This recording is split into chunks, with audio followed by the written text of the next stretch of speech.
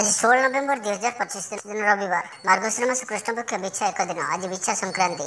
आज तिथि और नक्षत्र द्वादशी रात्र 4:48 पर्यंत, हस्त नक्षत्र रात्र 2:11 पर्यंत, कन्या चंद्र दंड 60 अहोरात्र, सूर्यदर्शन 5:57, सूर्याशेष 5:49। आज मेष राशि घातवार, आज वृष राशि घात चंद्र। आज शुभ बेला दिवा 11:55 और दिवा 2:08 पर्यंत, दिवा 3:36 और अपराह्न 4:20 पर्यंत, रात्र 6:48 और रात्र 8:32 पर्यंत। निषेध खाद्य आज पैभक्षण निषेध। तो मेष ठारू आरंभ कर मीन राशि व्यक्ति कौन कही थाए आज आपनकर राशि, कौन कही थाए आज आपनकर ग्रह नक्षत्र और आज आपन को एपरि केउ उपाय करबा आवश्यक जहा फल आज आपनकर दिनटी अत्यंत शुभ साब्यस्त हेबो। एही क्रम रे सबठार प्रथम आसंत जानिबा मेष राशि विषय रे। दृढ़ता और कुशलता परिगुणर विकास हेबो। आपण भिड़ भितर न चली अलग चलिया चेष्टा करंतु, सफल रहिबे। तेबे आज आपण अल्प चिड़चिड़ा और अल्प अस्थिरता अनुभव करिपारंती, किंतु आज आपनकर कौनसी गोटे पूर्व योजना फलवती हेबारु आपण खुशी रहिबे। स्वास्थ्य भल रहिबो। आज आपण नुआ नुआ लोकन सहित भेटिबे और यह आपनकर भविष्य पई लाभकारी सिद्ध हेबो। माता पितांकर आशीर्वाद और सहयोग प्राप्त हेबो। मन उदास प्रकृतिर रहिबो। शारीरिक सचेतनतार आवश्यकता रही। किछि छोट मोट शारीरिक समस्या देखा दे पारे। चाकरियांक लगी कर्मक्षेत्र शांतिप्रद रहिबो। आपनकर ध्यान केंद्रित रहिबो। परिश्रमी रहिबे। योजना को सफल करने पाई आपण सहकर्मी मानकर अधिक समर्थन पाइबा पाई निजर कथबार्ता को आगक बढ़ातु। व्यापारी निजर प्रखर वृद्धि पाई प्रशंसा और सम्मान पात्र हेबे। आर्थिक रूप से आपण सुरक्षित अनुभव करेंगे और आपण संपत्ति रे निवेश कर पारंती। यात्रार जोग रहुआछि। कौन से धार्मिक स्थान भ्रमण करने को जाई पारंती। आज आपनकर आत्मविश्वास उच्च रहिबो। साई पड़ोसी आपनकर व्यवहार रे खुशी रहिबे। छात्र छात्री मानक लगी दिनटी शुभ। छात्रों को शिक्षकों को साहाय्य मिलिबो। बैंक और बीमा कर्मचारी दिनटी अत्यंत शुभ। सामाजिक रूप से आपण सक्रिय रहिबे। जदि आपण अविवाहित अछंती तो विवाह को नहीं विचार करिवे। आपण आंतरिक शांति प्राप्त करने पाई ध्यान करबा मोड रे अछंती। घर समस्या मानक भाग नेबा द्वारा समाधान बाट पाइबे। आपनकर जीवन रे परिवर्तन समय चालू अछि, तो जीवन को सर्वदा सकारात्मक भाव में नियंतु और कौन भी भल सुजोग को हाथ छड़ा करंतु नहीं। तो आज दिनटी को आपण शुभमय करने आज आपण घर छात उपरे किंबा घर बाहर दुईटी पात्र रे गोटे पात्र रे जल और अन्य पात्र रे 7टी प्रकार दान विषय बाहर रखि दियंतु और आज आपण कौन से अचिन्ना व्यक्ति सहित जुक्तितर्क करंतु नहीं। यह आपण पई शुभ साब्यस्त हेबो। एबे सुंदर वृष राशि विषय जानिबा। जोगाजोग विफल हेबो। लक्ष्य दूरे जीव। मनर बल कमिबो। पड़ोशी मान संपर्क में मनोमालिन्य देखादेव। आज कलहर संभावना रही। तो आज विशेष भाव में कथा कहवा समय सतर्कता अवलंबन करंतु। हठात किसी भी करंतु नहीं। समय को एपरि भाव में ही जावाक दियंतु।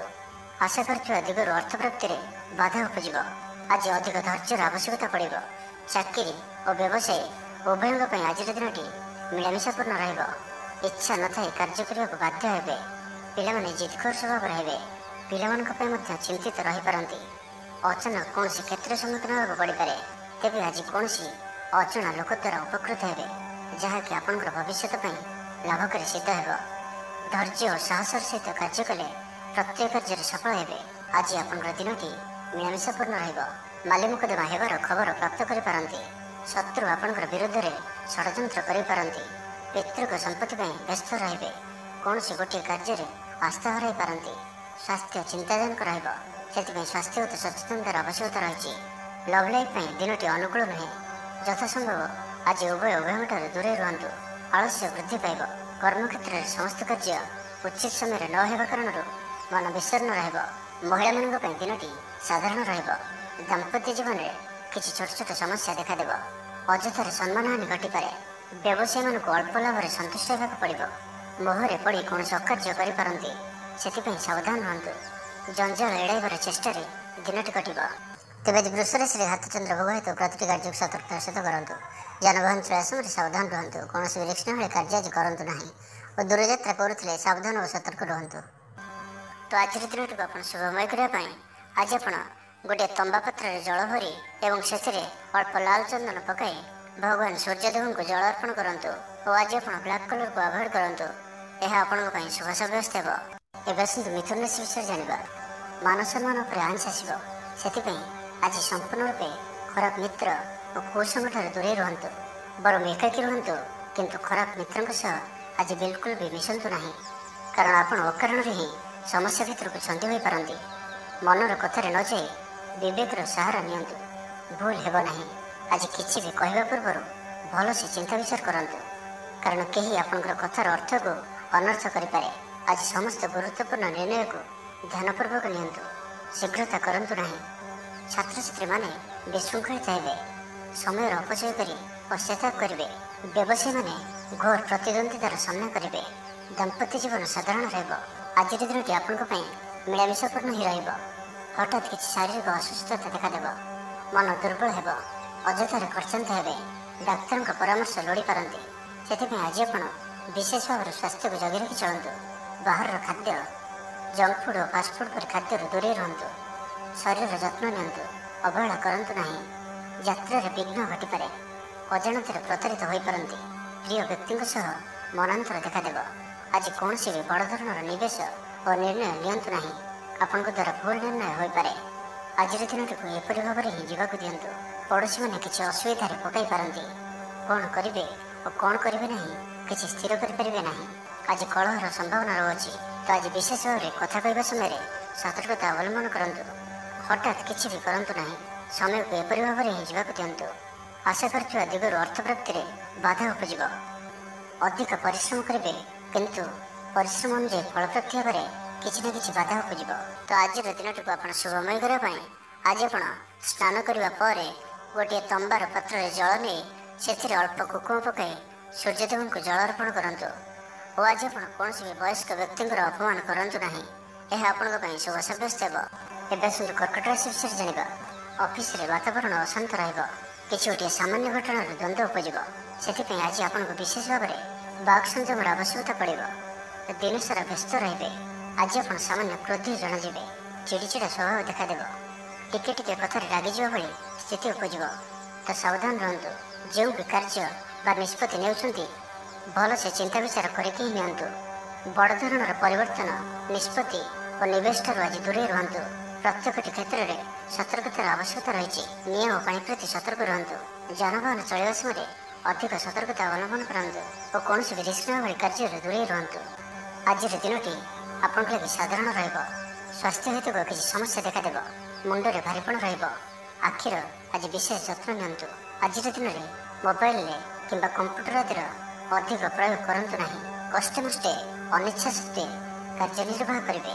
ଆୟ ତୁଳନାରେ ବ୍ୟୟ ଅଧିକ ହେବା କାରଣରୁ ଚିନ୍ତିତ ରହିବେ।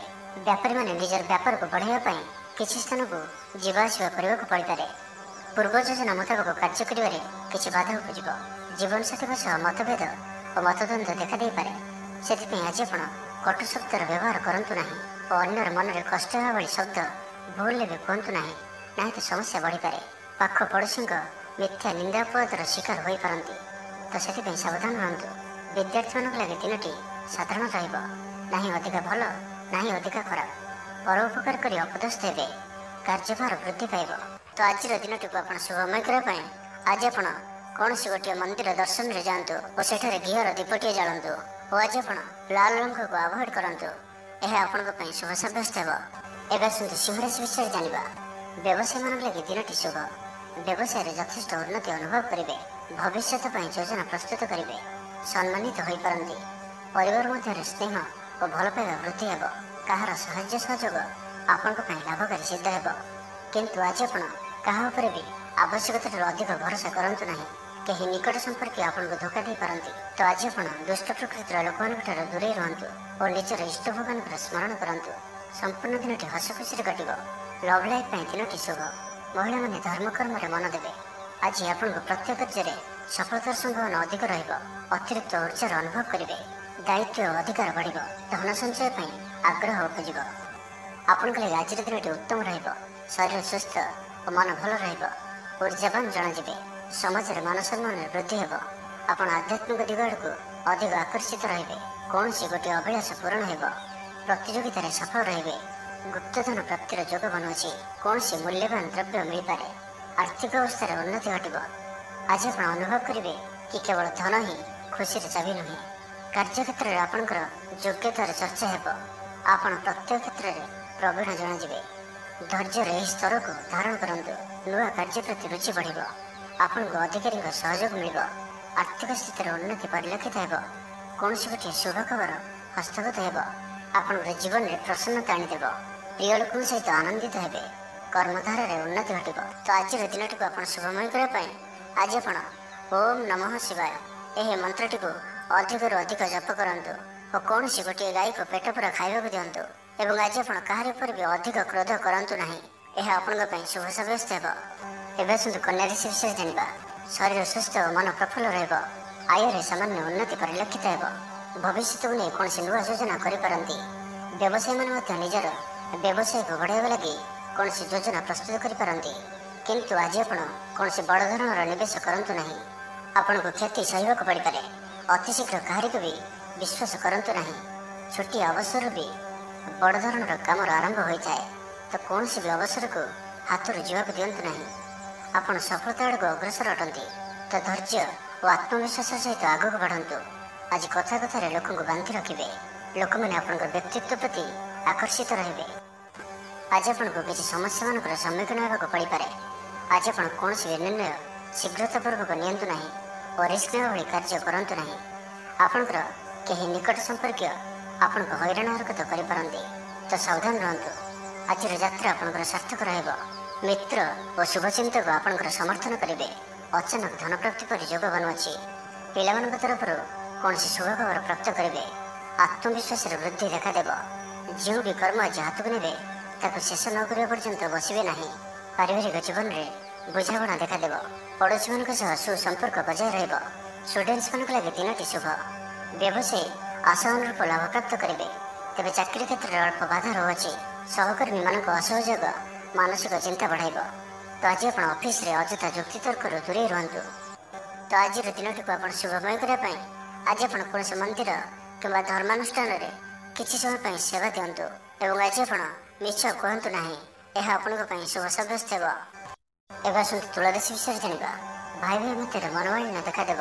ତ ଆଜି କିଛି ବି କହିବା ପୂର୍ବରୁ ଅତି କମରେ 10 ଥର ଭାବନ୍ତୁ। କାରଣ ଆପଣଙ୍କର ଭଲ କଥା ବି ଲୋକମାନଙ୍କୁ ଖରାପ ଲାଗିପାରେ। ଅର୍ଥରୁ ଅନର୍ଥ ଘଟିପାରେ। ମାନସିକ ଉଦ୍ବେଗ ବଢ଼ିବ। କିଛି ଅପ୍ରିୟ ପରିସ୍ଥିତିରେ ପଡ଼ିପାରନ୍ତି।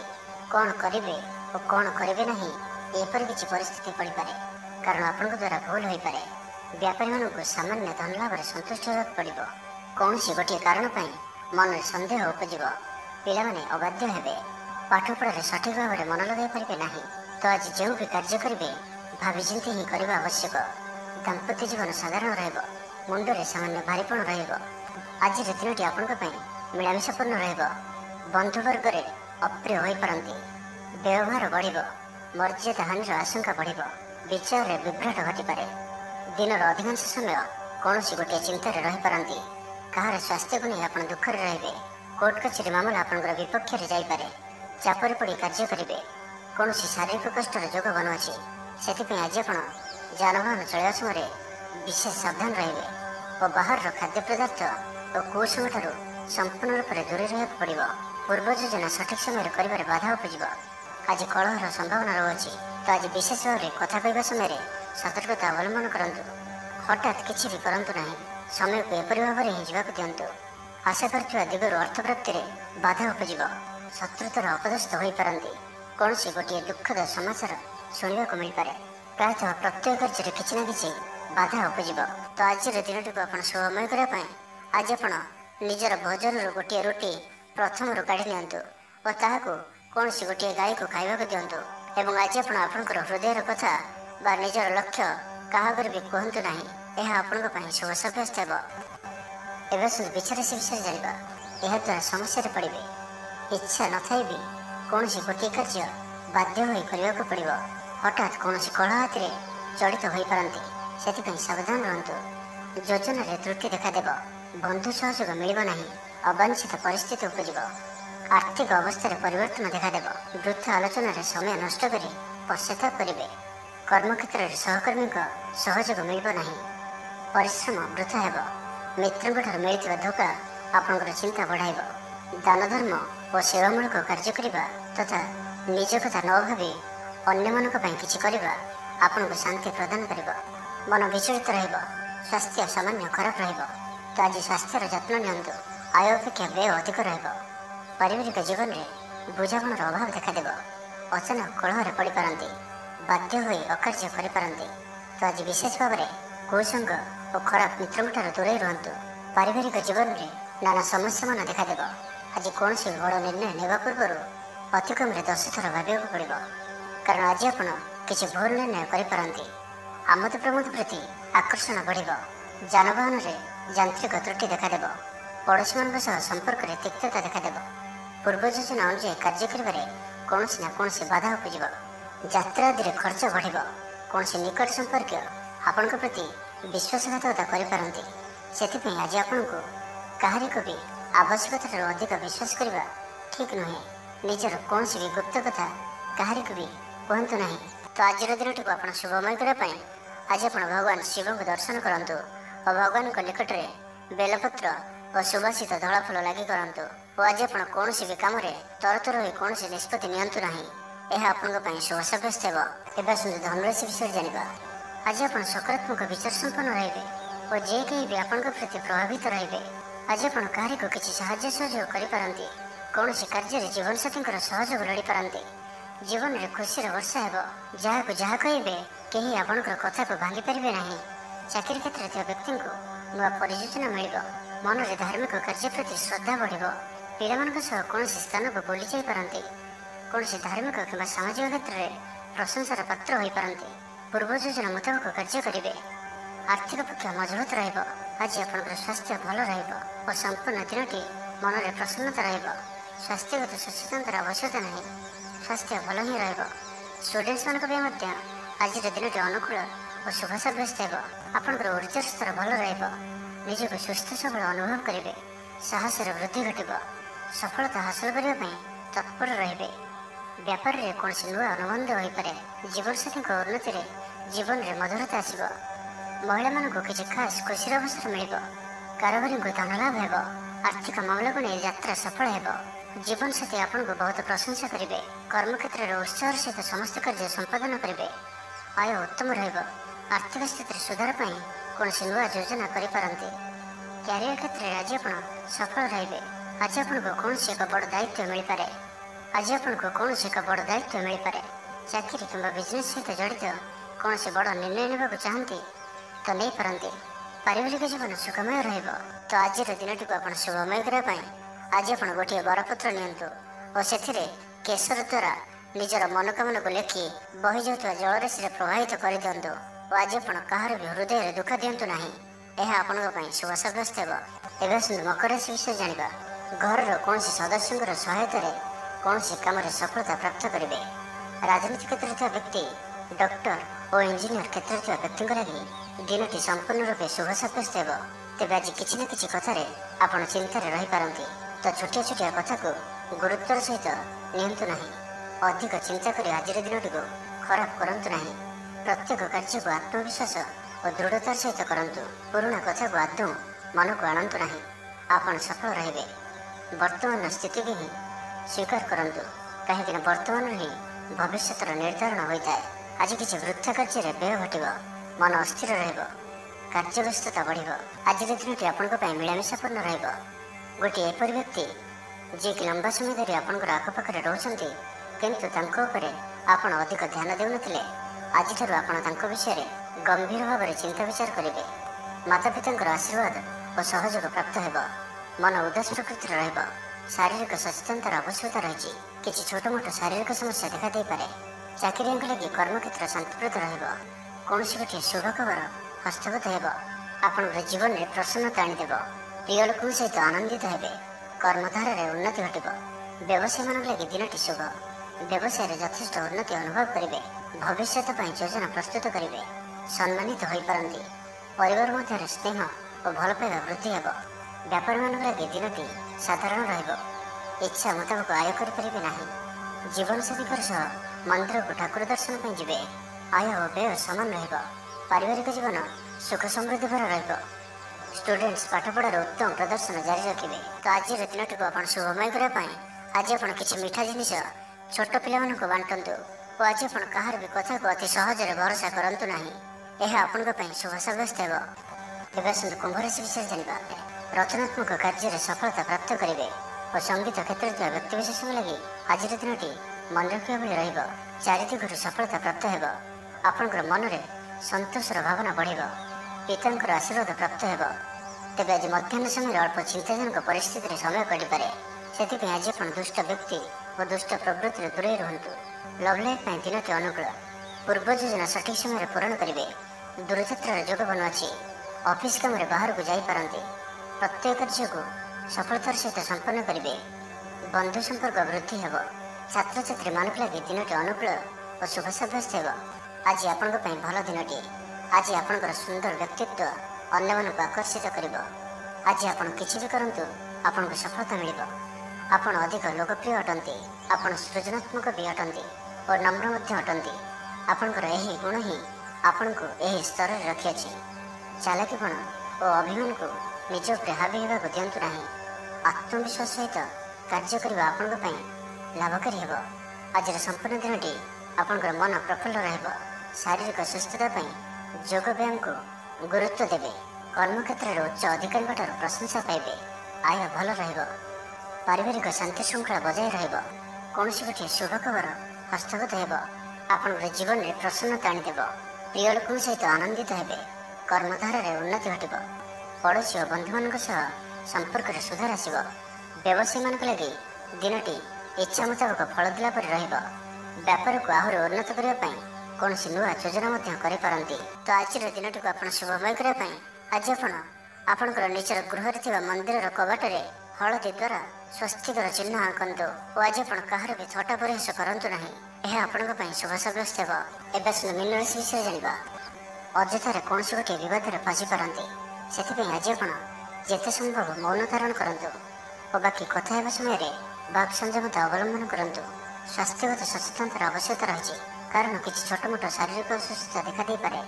ମୁଣ୍ଡବିନ୍ଧା ଓ ଆଣ୍ଠୁଗଣ୍ଠି ପରି କିଛି ସମସ୍ୟା ଭୋଗିପାରନ୍ତି, କିନ୍ତୁ ଆର୍ଥିକ ପକ୍ଷ ମଜବୁତ ରହିବ। ଖର୍ଚ୍ଚ କମ୍ ଓ ଆୟ ଅଧିକ ରହିବ। ଆଶା କରୁଥିବା ଦିଗରୁ ଅର୍ଥପ୍ରାପ୍ତି ହେବ। ପିତାଙ୍କର ସପୋର୍ଟ ପ୍ରାପ୍ତ ହେବ। ବନ୍ଧୁ ମିଳନ ସହ ଉତ୍ତମ ଭୋଜନର ଯୋଗ ରହୁଅଛି। କ୍ରୀଡ଼ାବିତ୍ମାନଙ୍କ ଲାଗି ସମ୍ପୂର୍ଣ୍ଣ ଦିନଟି ଶୁଭ। ବ୍ୟବସାୟୀମାନେ ଆଶା ମୁତାବକ ଲାଭପ୍ରାପ୍ତ କରିବେ। ଦେବଦର୍ଶନରେ ଆନନ୍ଦ ପାଇବେ। ଉଚ୍ଚ ଅଭିଳାଷୀ ହେବେ। ଚୋରି ଦ୍ରବ୍ୟର ସନ୍ଧାନ ପାଇବେ। ଛାତ୍ରଛାତ୍ରୀମାନେ ଜିଦ୍ଦି ସ୍ୱଭାବର ହେବେ। ଗୁରୁଜନମାନଙ୍କ ଆଜ୍ଞାକୁ ଅବଜ୍ଞା କରି ପଶ୍ଚାତାପ କରିବେ। ଆଜି ଅଧିକ ଧୈର୍ଯ୍ୟର ଆବଶ୍ୟକତା ପଡ଼ିବ। ଚାକିରି ଓ ବ୍ୟବସାୟ ଉଭୟଙ୍କ ପାଇଁ ଆଜିର ଦିନଟି ମିଳାମିଶାପୂର୍ଣ୍ଣ ରହିବ। ମନ ଦୁର୍ବଳ ହେବ। ଭାତୃ ବିବାଦ ପାଇଁ ଅଶାନ୍ତି ଉପୁଜିବ। କୁଟୁମ୍ବ ହେତୁକୁ ଅଶାନ୍ତି ବଢ଼ିବ। ପୈତୃକ ସମ୍ପତ୍ତି ଭାଗବଣ୍ଟନ ହୋଇପାରେ। କୋର୍ଟ କଚେରୀ ମାମଲା ଆପଣଙ୍କର ବିପକ୍ଷରେ ଯାଇପାରେ। ମନରେ ଅଶାନ୍ତି ଅନୁଭବ କରିବେ। ପରିସ୍ଥିତିରୁ ଭୟ ଉପୁଜିବ। ଅଯଥା ଶତ୍ରୁ ବିବାଦରେ ପଡ଼ିପାରନ୍ତି।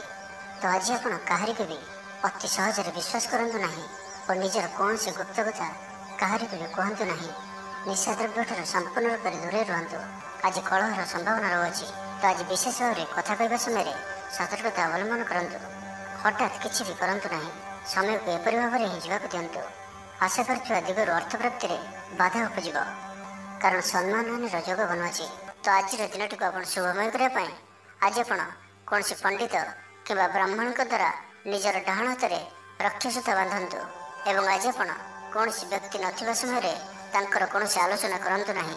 ଏହା ଆପଣଙ୍କ ପାଇଁ ଶୁଭ ସାବ୍ୟସ୍ତ ହେବ।